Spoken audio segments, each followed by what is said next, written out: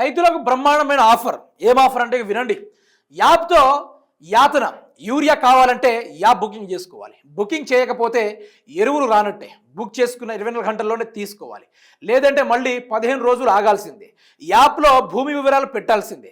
ఎకరానికి వరికి 2 బస్తాలు. ఇక చూడండి, ఎకరా వరికి 2 బస్తాలు, మక్కకు 3 బస్తాలు. ఒకేసారి కాకుండా విడతల వారీగా ఎరువులు.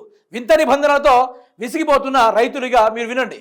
ఇప్పుడు చదువురాని రైతులు ఉంటారు. ఈ ఫర్టిలైజర్ బుకింగ్ యాప్ గురించి ఆయనకి ఏం తెలుస్తుంది? ఒక మాట, ఏం తెలుస్తుంది? వాళ్ళ పరిస్థితి ఏం కావాలి మొదలు. ఇంకోటి, బుకింగ్ చేయకపోతే ఎరువులు రానట్టే. ఓకే, బుక్ చేసుకున్న 24 గంటల్లోనే తీసుకోవాలి. లేదంటే ఏమవుతుందో వినండి. లేదంటే మళ్ళీ 15 రోజుల దాకా ఆగాల్సింది. అంటే యూరియా ఎగవేత చేయాలి. ఇట్లా చేసేనా యాప్లో భూమి వివరాలు పెట్టాల్సింది. ఎందుకంటే ఇక భూములు కబ్జాలు చేసుకోవాలి కాబట్టి అదొక మంచి ఆసనం కూడా చూసిరు. ఎకరా వరకు 2 బస్తాలు మాత్రమే, మక్కాలకు మాత్రం 3 బస్తాలట. ఇక ఒకేసారి కాకుండా విడతల వారీగా ఎరువులు ఇచ్చే కార్యక్రమాలు ఇక చూసుకుందాం. ప్రభుత్వం ముచ్చట యూరియా బుకింగ్ కోసం రాష్ట్ర ప్రభుత్వం తీసుకొచ్చిన యాప్ ఇప్పుడు వివాదాల కేంద్ర బిందువుగా మారింది. ఇది రైతులకు మేలు చేసేందుకు తీసుకొచ్చిన యాప్ కాదని, రాష్ట్రంలో యూరియా కొరత కారణంగా పెళ్లుబీకిన ప్రజాగ్రహాన్ని పక్కదారి పట్టించేందుకు పన్నిన వ్యూహమని విమర్శలు వస్తున్నాయి.